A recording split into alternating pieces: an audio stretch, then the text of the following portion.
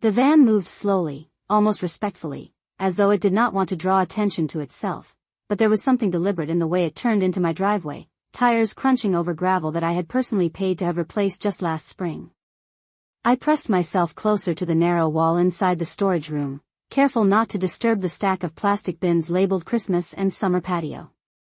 Through the slim opening between the blinds, I could see Daniel step forward, smoothing the front of his shirt the way he does before a business meeting.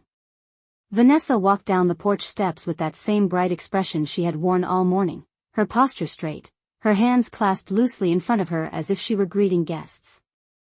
The black van came to a gentle stop about 20 feet from the SUV. The engine remained running. For a moment, no one stepped out. That stillness unsettled me more than anything else. It felt coordinated. Planned. Then the side door slid open and two men climbed out, both dressed in neutral slacks and light blue button-down shirts, the kind of outfits designed to look professional without drawing attention. They carried clipboards. One of them glanced toward the house, scanning the windows. I instinctively stepped back further into the shadows. I am not a paranoid woman. I am a practical one. I have balanced checkbooks, negotiated contracts, and buried a husband. I recognize organization when I see it. Daniel extended his hand to one of the men and shook it. I could not hear the words, but I could read the tone in his body language. Polite. Cooperative. Vanessa pointed toward the front door as though indicating where I would appear at any moment. One of the men looked at his clipboard and nodded. He spoke briefly, then gestured toward the van. I saw paperwork. I saw signatures already printed on pages that fluttered lightly in the breeze.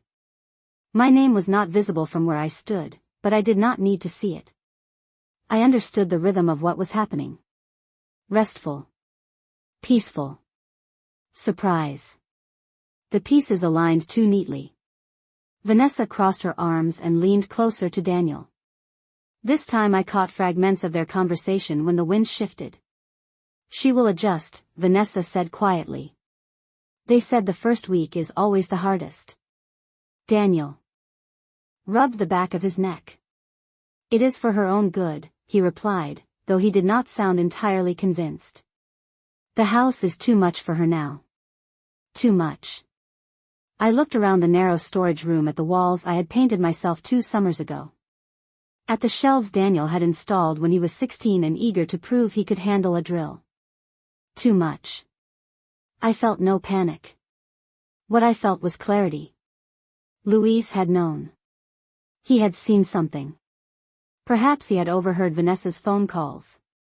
Perhaps he had noticed the unfamiliar number on the van that had driven past twice earlier in the week when I had been pruning the hydrangeas. He had not grabbed my wrist out of impulse. He had grabbed it because he believed I was about to step into something irreversible. The man with the clipboard checked his watch and said something that caused Vanessa to glance toward the house. She climbed the porch steps quickly and opened the front door. "Mom," she called sweetly. "Are you ready?" Her voice echoed down the hallway, light and rehearsed. I did not answer. I watched as she stepped inside, her heels clicking across the hardwood floor. She moved toward the kitchen first, then down the hallway. I could hear her opening my bedroom door. "Margaret," she tried again, a slight edge creeping into her tone. Daniel followed a few seconds later. "She probably went to the bathroom," he said, attempting casual reassurance. I remained perfectly still, my breathing slow and controlled. Through the small gap in the blinds I saw one of the men from the van shift his weight impatiently. The other flipped a page on his clipboard and adjusted his glasses. They did not look malicious. They looked procedural. That made it worse. Vanessa reappeared on the porch, this time without her smile. She leaned toward Daniel and whispered sharply. His shoulders stiffened. He stepped inside again, scanning the living room, the hallway, the kitchen. I could hear drawers opening. Cabinets closing. My house being searched as though I were an object that had misplaced itself. The man with the clipboard spoke up again, louder this time. "We do have a schedule," he said evenly. "If she is not prepared, we may need to reschedule the intake. Intake. The word hung in the air like dust in sunlight. Vanessa forced a laugh. She is just a little forgetful this morning, she replied. Forgetful. I felt something firm settle in my chest. I have signed every tax return in this household for decades.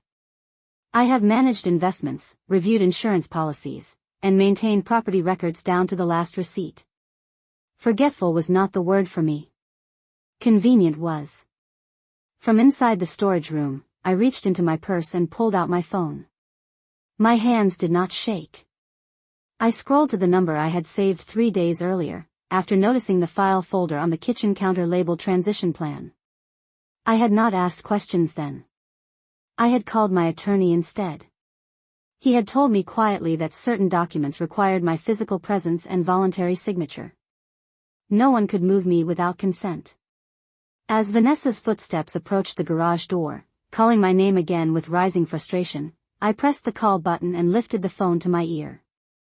Outside, the black van continued to idle, patient as ever, waiting for a woman who had decided she was not leaving. I pressed the phone to my ear and listened to it ring once, twice, before a calm, familiar voice answered on the other end. This is Thomas Bradley. I did not whisper. I did not rush. Thomas, this is Margaret Whitmore, I said evenly. They are here. There was a brief pause, the kind that holds understanding rather than confusion. Are you safe? He asked. I am inside my home, I replied. A black van is in my driveway. 2 men with clipboards. My son and his wife appear to believe I am leaving voluntarily. I heard the subtle click of a keyboard on his end. Thomas has been my attorney for 12 years. He does not dramatize. He documents. Do not sign anything, he said calmly. And do not step into that vehicle. I will handle this. Outside, I could hear the garage door open halfway, then stop. Vanessa's heels tapped across the concrete floor. Margaret, she called again, her voice thinner now, stretched by irritation. Daniel followed, his tone tighter. Mom, this is not funny. Funny. I almost smiled at the word. From my place beside the storage shelves, I watched through the sliver in the blinds as the man with the clipboard checked his watch again. The other one shifted his stance and looked toward the house with growing impatience. They were professionals. They had a schedule. I imagined I was one of several stops on a carefully timed route. Thomas spoke again in my ear. Margaret, you transferred your primary assets into the Whitmore Living Trust last Thursday. The power of attorney Vanessa attempted to file is not valid without your direct authorization in person. They cannot relocate you against your will. His voice was steady, measured in the way that steadiness can anchor a room. Good, I said softly. Because I am not going. I could hear Daniel inside the garage now, opening the door to my car, perhaps checking whether I had stepped out another way. Vanessa's voice followed, sharper this time. She would not just disappear. I felt something inside me harden, not with anger, but with clarity. I had seen the file folder 3 days ago. Transition plan. I had not confronted them. I had not accused them. I had simply made my own appointment, signed my own documents, and ensured that every decision regarding my residence required my explicit approval. I have learned that preparation is quieter than confrontation and far more effective. Thomas, I said, keeping my tone level, could you come to the house? There was no hesitation. I am 10 minutes away, he replied. I will also notify local authorities that there is a dispute regarding attempted relocation without consent. Remain inside. I ended the call and slipped the phone back into my purse. My breathing remained slow. Outside, Vanessa stepped back onto the driveway and approached the men from the van. I could see her forcing another smile, gesturing toward the house as she explained something. One of the men nodded politely but pointed again to his clipboard, then to the van. Intake. Schedule. Procedure. Daniel joined them, running his hand through his hair in a gesture I had seen since he was a boy trying to solve a math problem. He looked overwhelmed, not cruel. That distinction mattered to me. Cruelty is deliberate. Weakness is quieter. Through the narrow gap in the blinds, I saw Luis pause at the edge of the yard, hedge trimmers silent in his hands. He looked toward the driveway, then toward the house, his jaw set. He had tried to warn me. I would remember that. Vanessa suddenly turned and marched back toward the front door with renewed urgency. Her steps were faster now, less graceful. I heard the front door open again, then close harder than before. "Margaret, this is ridiculous," she called out, her tone no longer sweet. "They are waiting. Waiting." The word echoed differently this time. Daniel's voice followed, lower, strained. "Mom, we talked about this. You said you were tired." I closed my eyes briefly at that. Tired. Yes, I had said I was tired. Tired of managing repairs alone. Tired of winterizing the pipes. Tired of climbing a ladder to change light bulbs. But tired is not the same as incapable. Tired is not an invitation to remove someone from her own life. I heard Vanessa open my bedroom door again, then the guest room, then the bathroom. Drawers slid open and shut. The rhythm of searching grew more frantic. Outside, the van engine continued its low, steady hum. I stepped carefully toward the small interior door that led directly into the garage, positioning myself just out of sight. I could see Daniel's back as he stood near the SUV, shoulders tense. Vanessa emerged from the hallway, her composure finally slipping. "She is not here," she said sharply. One of the men from the van walked closer to the porch, his expression professional but firm. "Ma'am," he called toward the open doorway, "if there has been a change of plans, we need to be informed immediately." His tone was not threatening. It was procedural. That made it easier to dismantle. I reached into my purse once more and felt the solid weight of the trust documents I had requested copies of last week. Paper can be louder than shouting when used correctly. From somewhere down the street, I heard the distant sound of another vehicle approaching, tires rolling steadily over asphalt. Daniel turned his head at the same time Vanessa did. The black van remained idling, patient as ever, but the balance of the morning had begun to shift, and for the first time since the sun rose over my hydrangeas, I knew with certainty that I would not be the one leaving my home today. The second vehicle rolled into view slowly, not with the quiet patience of the black van but with the steady confidence of someone who knew exactly where he was going. It was a dark gray sedan I recognized immediately. Thomas always drove himself, never relying on assistance. When something required precision. The moment Daniel noticed the car turning into the driveway, his posture shifted. His shoulders stiffened, and he stepped slightly away from the men with the clipboards as though instinctively distancing himself from what was unfolding. Vanessa saw it next. Her eyes narrowed for a fraction of a second before she smoothed her expression again, but the smoothness did not reach her jaw. The sedan came to a controlled stop behind the black van, effectively blocking it from backing out without maneuvering. That detail did not escape me. Thomas stepped out, adjusting the cuff of his navy jacket, carrying a slim leather briefcase in his left hand. He did not hurry. He walked with the measured pace of a man who understands that composure is its own form of authority. From my position near the interior garage door, I watched as he approached the group. One of the men from the van turned to him, offering a polite but cautious nod. Vanessa took a step forward. "Can I help you?" she asked, her tone bright again, but now threaded with tension. Thomas gave a small, professional smile. "I believe I can help all of you," he replied evenly. "I represent Margaret Whitmore." There was a pause that felt heavier than any raised voice could have been. Daniel looked from Thomas to the van and back again, confusion flickering across his face. "Mom called you?" he asked quietly, almost to himself. Thomas did not look at him. "Mrs. Whitmore has not consented to any relocation," he said calmly, directing his words toward the two men with the clipboards. "Any attempt to proceed without her signed authorization would be legally invalid." One of the men cleared his throat. We were informed that arrangements had been made, he said carefully. Arrangements can be discussed, Thomas replied. They cannot be executed without voluntary agreement. Vanessa folded her arms, the brightness gone now. This is a misunderstanding, she said quickly. We are only trying to ensure she is somewhere safer. The house is too much for her. Thomas tilted his head slightly. The property is held under the Whitmore Living Trust, he stated. Mrs. Whitmore is the sole controlling trustee. The residence remains entirely under her authority. Silence settled over the driveway like a sudden drop in temperature. I could see Daniel swallow, his eyes lowering toward the gravel. The men, with the clipboards, exchanged a glance. Professional calculation replaced impatience. If there is a dispute, one of them said evenly, we will need written confirmation from Mrs. Whitmore directly. You will have it, Thomas answered. In her own words.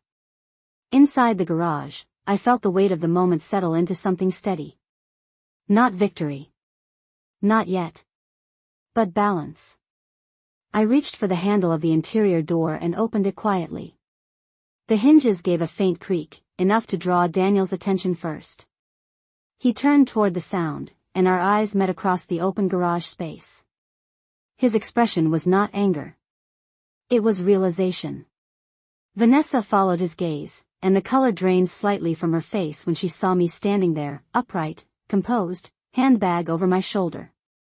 I stepped forward into the sunlight, the warmth settling across my arms like a reminder that this was still my home, my driveway, my morning. I did not rush. I did not raise my voice. I walked past Daniel and stopped beside Thomas. Good morning, I said calmly to the men from the van. There seems to be some confusion. Vanessa opened her mouth, then closed it. Daniel took a small step toward me. Mom, we were just trying to help, he began, his voice uneven. I held up my hand gently, not in rejection but in pause. Helping requires asking, I said quietly. Not arranging. Thomas opened his briefcase and removed a thin stack of papers. Mrs. Whitmore has already updated her directives, he stated. Any future decisions regarding her residence will require her signature in person, witnessed and recorded. The man with the clipboard nodded once, professionalism restored. Understood, he said. He turned to his colleague. We will withdraw for now. The black van door slid shut with a soft mechanical sound. The engine idled a moment longer before the driver shifted into reverse. Thomas stepped aside to allow the vehicle space to maneuver. Gravel shifted under the tires as the van carefully backed down the driveway and turned toward the road. No sirens. No shouting. Just procedure reversing itself. When the van disappeared beyond the trees, the driveway felt wider, quieter. Vanessa stood rigid, arms still crossed, her carefully arranged morning unraveling in silence. Daniel looked at me with something fragile in his eyes, something that hovered between guilt and uncertainty. Luis resumed trimming the hedges, though. I noticed the faint lift at the corner of his mouth. I turned toward my son and met his gaze steadily. I am not tired of living here, I said softly. I am only tired of decisions being made about me without me. The words hung in the air, simple and complete, as the sunlight stretched across the driveway and the morning continued on my terms. The driveway remained quiet long after the van disappeared, as though the morning itself needed a moment to settle back into place. Thomas closed his briefcase with a soft click and turned to me. Would you like me to stay? He asked gently. I shook my head. You have done enough for today, I replied. Thank you for coming so quickly. He gave a slight nod, the kind that carries both professionalism and respect, then returned to his sedan and drove away without another word. Gravel shifted once more under his tires, and then it was just the three of us standing in the sunlight that felt very different from the sunlight of an hour ago. Daniel shifted his weight from one foot to the other. Vanessa remained still, her arms crossed tightly, her gaze fixed somewhere just past my shoulder as if refusing to meet my eyes would somehow restore control. Luis continued trimming the hedge along the property line, the steady hum of the trimmer creating a background rhythm that felt almost deliberate. I turned toward my son first. "Daniel," I said quietly. "Walk with me." He hesitated for a second before following me toward the porch. Vanessa did not move. I did not invite her. Inside, the house felt unchanged, yet everything in it had shifted. The kitchen still smelled faintly of coffee. The hydrangea mug sat on the counter exactly where I had left it. I took my usual seat at the table and folded my hands calmly in front of me.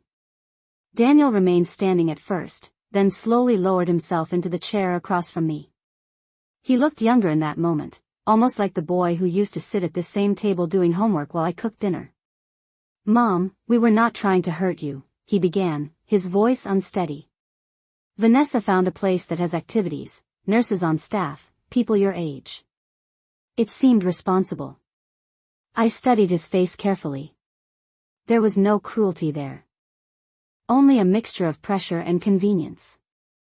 "Responsible to whom?" I asked softly. He opened his mouth, then closed it. Silence stretched between us, not hostile, but revealing. "The house needs repairs," he said finally. "The stairs are steep. The roof will need replacing in a couple of years. It is a lot for you to manage alone." "And your solution was to remove me from it?" I asked, my tone steady. "Without asking whether I wanted to leave?" He rubbed his hands together nervously. "You said you were tired." I nodded slowly. "I said I was tired of doing everything myself," I replied. "I did not say I was ready to surrender my home." Vanessa's heels clicked against the hardwood as she entered the kitchen without invitation. She leaned against the counter, her posture defensive.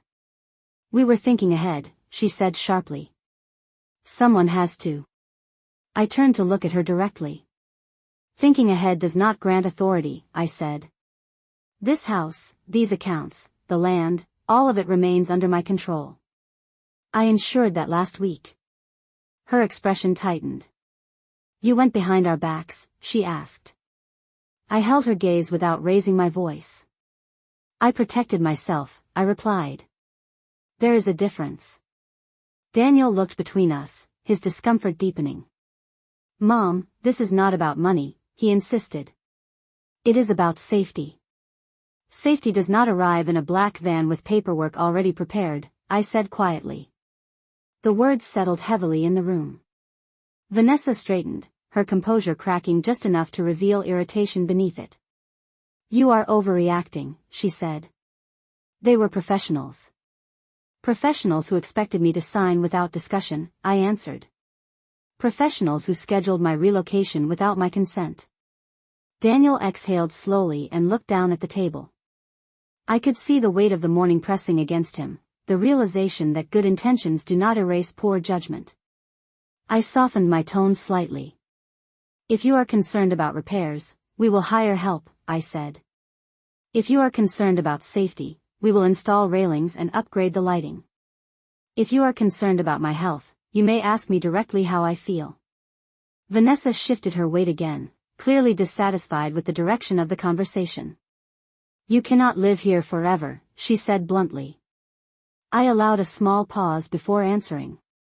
"No one lives anywhere forever," I replied. "But while I do, I decide where that is." The room fell quiet again. Outside, the hum of the hedge trimmer stopped, and for a moment there was only the ticking of the wall clock above the stove. Daniel finally looked up at me, his expression more honest than it had been all morning. "We thought you would agree," he said softly. "You did not give me the chance," I answered. I reached for my mug, now cold, and wrapped my hands around it anyway. The ceramic felt steady beneath my palms. "This is my home," I continued. "Not a problem to be solved. If you wish to be part of my life, you will do so with respect. Not arrangements." Vanessa said nothing more. Daniel nodded slowly, absorbing what he could. Outside, the sunlight continued to stretch across the lawn, unchanged by the quiet shift of power that had taken place within these walls. And for the first time that morning, the house felt entirely mine again. The house remained quiet after our conversation, but it was not the fragile quiet from earlier that morning. It was a steadier kind, the kind that follows clarity. Daniel eventually stood from the kitchen table and walked toward the sink, staring out the window at the backyard as if seeing it for the first time in years. Vanessa did not sit down. She stayed near the counter, her posture rigid, her thoughts clearly racing ahead of the moment. I did not rush either of them. At my age, I have learned that silence can accomplish what raised voices never will. We should talk about this calmly, Daniel said after a while, still facing the yard. We are talking, I replied gently. For the first time. He turned then, his expression tired but more honest than it had been all morning. Vanessa found the facility after her coworker moved her father there, he explained. They handle everything. Meals, medication, maintenance. It seemed easier. Easier. That word again. I folded my hands on the table and studied him. Easier for whom? I asked softly. Vanessa exhaled sharply. You make it sound selfish, she said. It is not selfish to plan ahead. Planning ahead requires participation, I answered evenly. You made a plan that removed me from my own life without asking whether I wished to remain in it. The kitchen clock ticked steadily above the stove, each second. Grounding the conversation in something real and measured. Daniel walked back to the table and sat down again. We were worried, he said quietly. You fell on the back steps last winter. I nodded. I slipped on ice and bruised my hip, I corrected. I installed better lighting the next week. Vanessa shook her head. You cannot fix everything with a contractor, she said. Aging does not work that way. I met her gaze without hostility. Aging also does not mean surrender, I replied. It means adapting. There was a difference, and I could see in her expression that she did not like the distinction. Daniel rubbed his forehead, the same way he had done in the driveway. What do you want, Mom? He asked finally. It was the first time that morning anyone had asked me that question. I took a slow breath before answering. I want assistance, not removal, I said. If the stairs concern you, we will install railings on both sides. If the yard is too much, I will expand Luis's hours.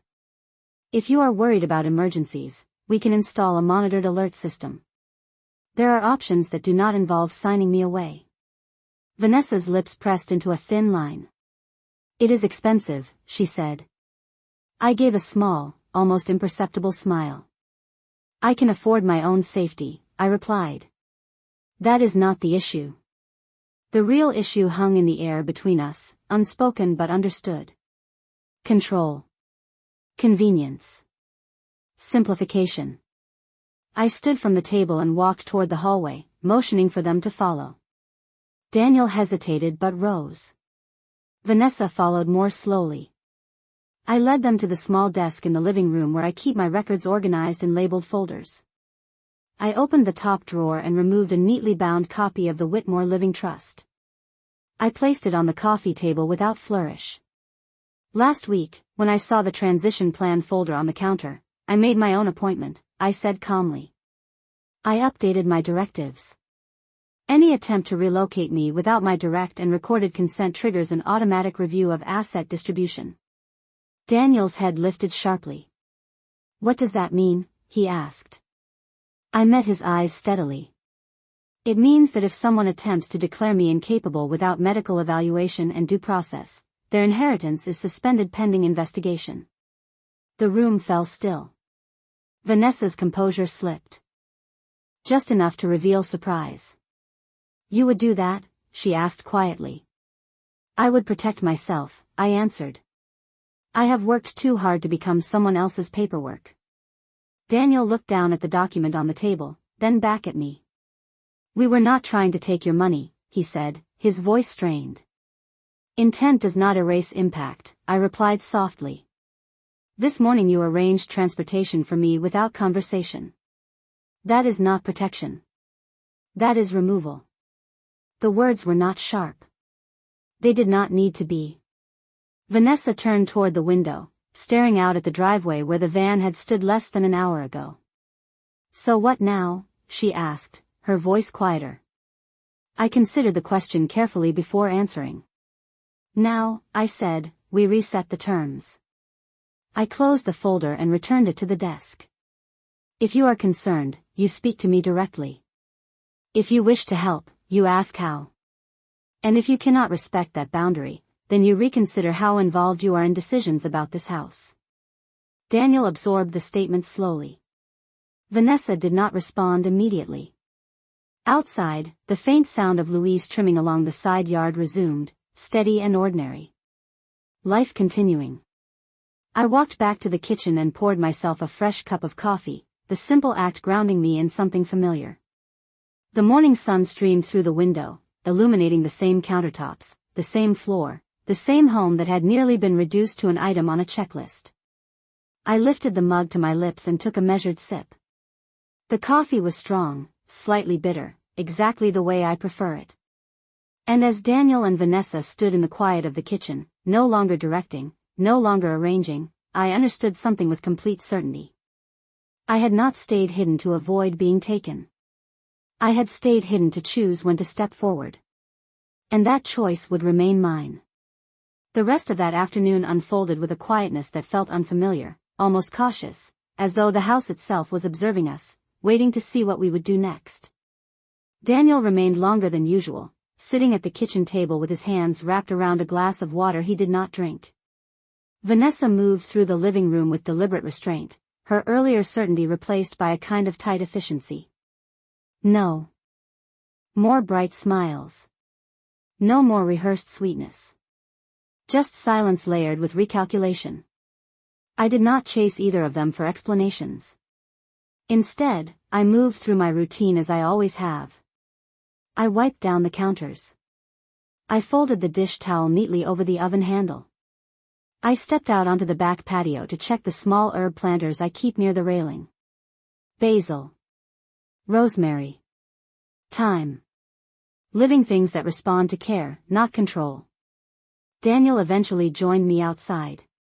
The afternoon sun had shifted west, casting long shadows across the yard. He stood beside me but not too close, as though uncertain of his footing. I did not think you would see it that way, he said quietly. I continued trimming a few dry leaves from the rosemary plant before answering. You did not think I would see it at all, I replied gently. He let out a slow breath. Vanessa has been worried for months, he admitted. Her coworker told her stories about what happened when her father refused to move into assisted living. There were hospital visits. Complications. She did not want that for you. I nodded slightly. Fear often disguises itself as planning. Concern is not the problem, I said. Assumption is. Daniel stared at the fence line for a long moment. She thinks you do not trust her, he said finally. I set the small gardening shears down and faced him fully. Trust is built through conversation, I answered. Not coordination. He absorbed that quietly. The back door opened behind us and Vanessa stepped onto the patio. She did not cross her arms this time. She did not smile either. She simply stood there, composed but subdued. I should not have scheduled anything without speaking to you, she said, her tone measured. It was not an apology wrapped in drama. It was acknowledgement. I appreciated that. You should not have, I agreed calmly. She hesitated before continuing. When my father passed, my mother did not plan ahead. Everything fell apart. I told myself I would never let that happen again. There it was. Not greed. Not malice. History. I softened slightly, though I did not surrender ground. Preparation is wise, I said. Replacement is not. Vanessa gave a small nod. I thought we were helping, she repeated quietly. You were helping yourselves feel secure, I replied. There is a difference. The words did not wound. They clarified. For a few moments, none of us spoke. The breeze shifted through the trees at the edge of the property. In the distance, a dog barked once and then fell silent. Ordinary sounds. Ordinary life.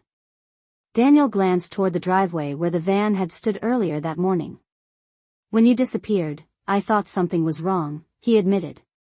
Something was, I answered evenly. Just not what you expected. Vanessa looked down at her shoes, then back up at me. What would make you feel comfortable? She asked. It was the right question. Not where should you go? Not what should we arrange? But what would you choose? I considered it carefully. Install railings on both sides of the back steps, I said. Upgrade the exterior lighting before winter. And we will schedule a family meeting with Thomas to review everything openly. No surprises. Daniel nodded immediately. Vanessa followed after a brief pause. That is reasonable, she said. Good, I replied. Because I am not unreasonable. I am simply present. The distinction settled between us like a boundary drawn clearly in daylight. We stood there a while longer, the three of us aligned not by agreement but by understanding. It was not perfect.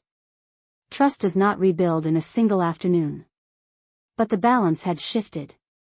No more quiet arrangements. No more transportation waiting in driveways without discussion. As Daniel and Vanessa prepared to leave later that evening, Daniel paused by the front door.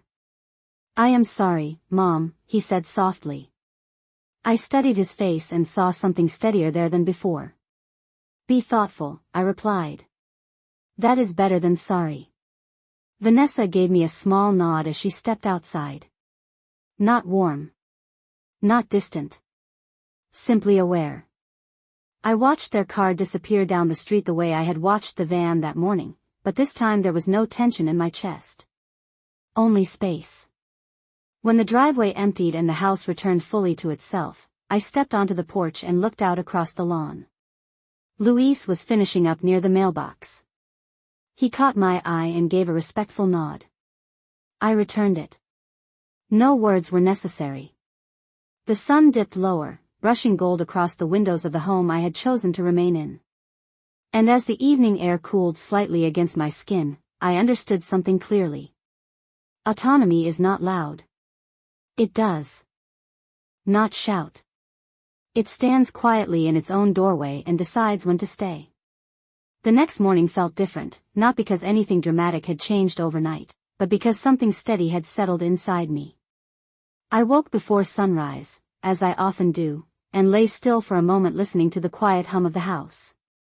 The refrigerator cycling on.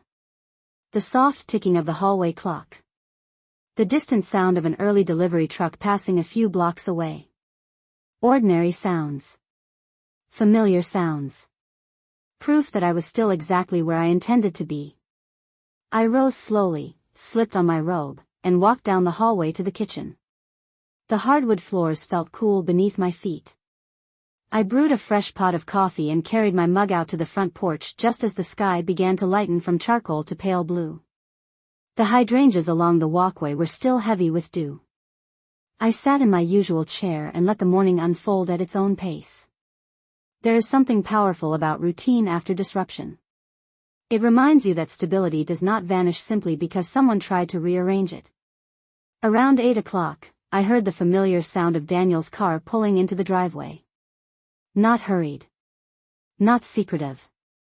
Just present. I did not tense this time. I watched through the porch railing as he stepped out alone. No Vanessa. No clipboards. No vehicles idling with intention. He approached the steps with a measured expression, holding a small folder in one hand. Morning, Mom, he said quietly. Good morning, I replied, gesturing to the empty chair beside me. He sat down without being asked twice. For a moment, neither of us spoke. The air was cool, the kind that carries a hint of autumn even though summer has not fully let go. I called a contractor, he said after a while. They can come tomorrow to look at the railings and the lighting. I thought we could review the estimate together. I nodded once. That is appropriate, I said. He gave a faint smile at that word. Vanessa wanted to come, he added, but she thought it might be better if I spoke to you first. There was humility in that admission. I appreciated it. That was wise, I replied. He handed me the folder. Inside were brochures for home safety upgrades, highlighted neatly, not imposed but suggested. It was a different tone entirely from the morning before. We also looked into emergency response systems, he continued. The kind you wear on your wrist or around your neck.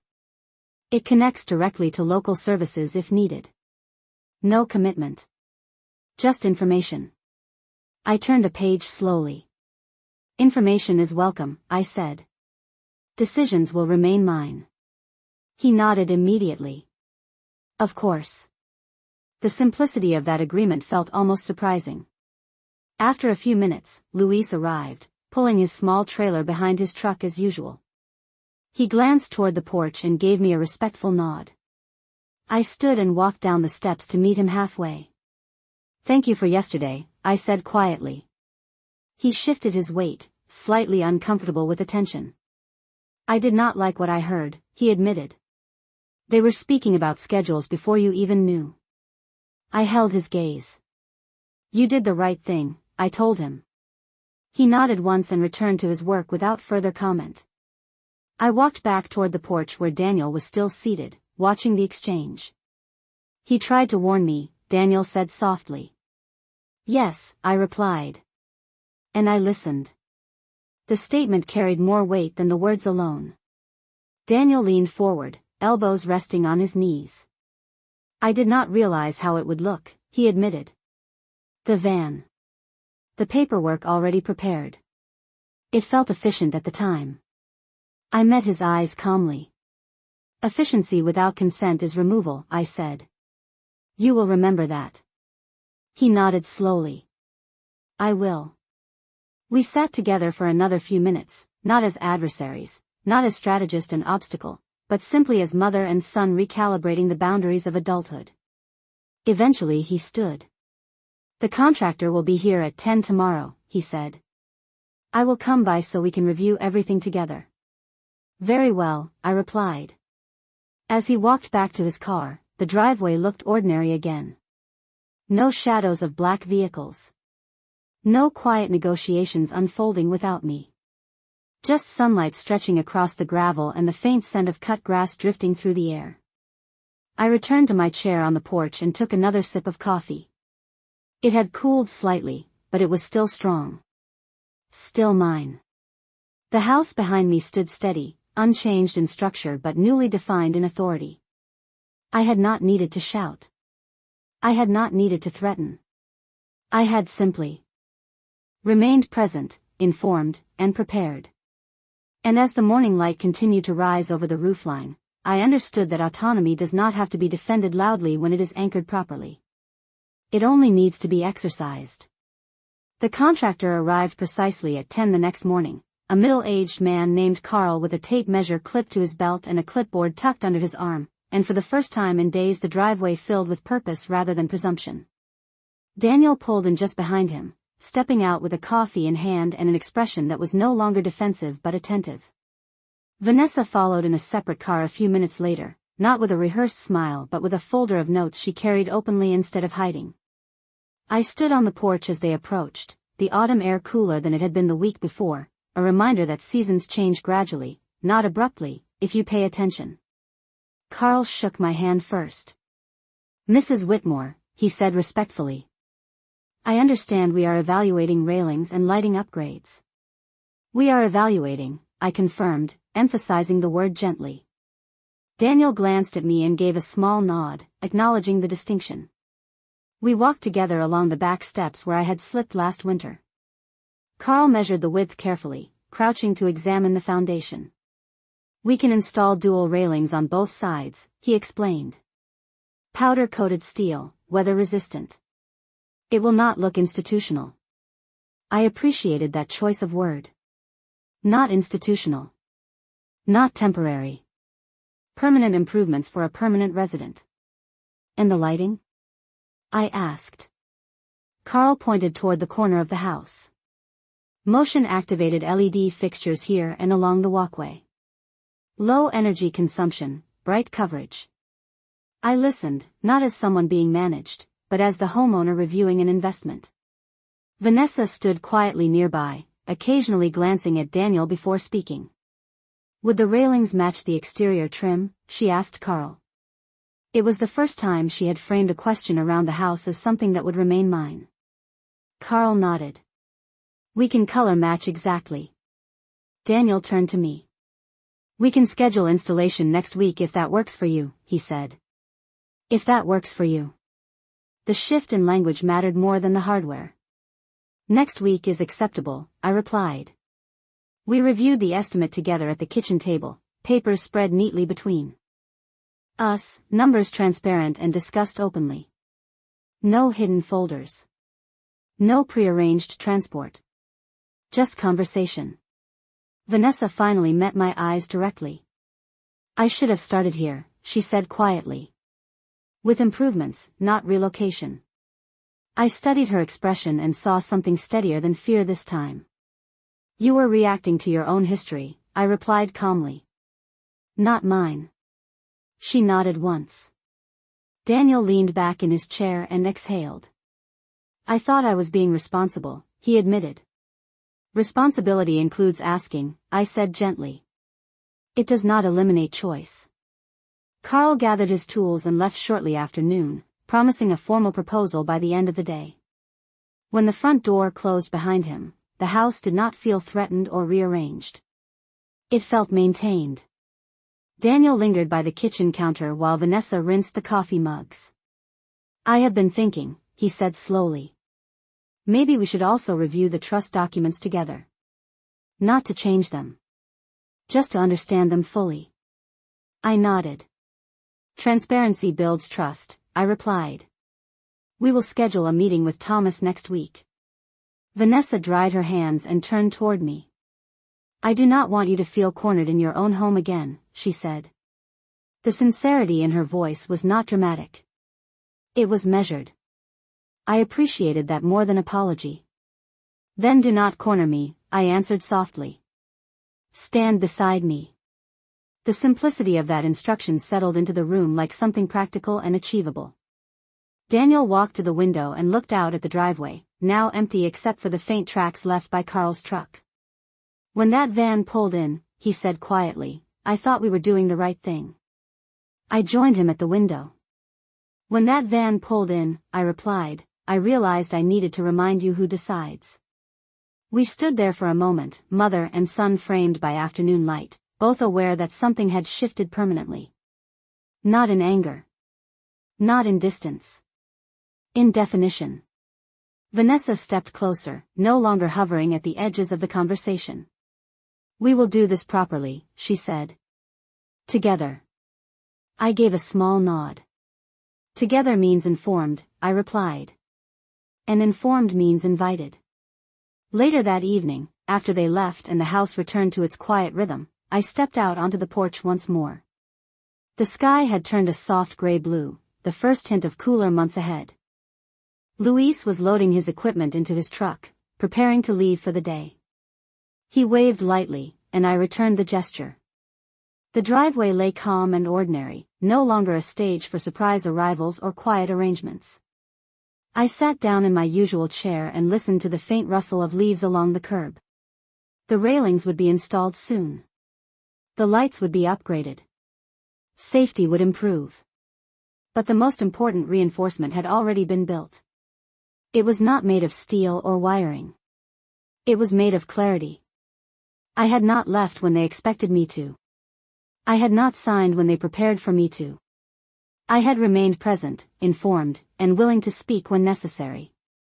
And as the porch light flickered on automatically at dusk, illuminating the steps that would soon hold new railings, I understood that protection is strongest when it begins with consent. The house stood behind me solid and steady, not as a memory of the past but as a choice I continued to make. And that choice, quiet and deliberate, belonged entirely to me.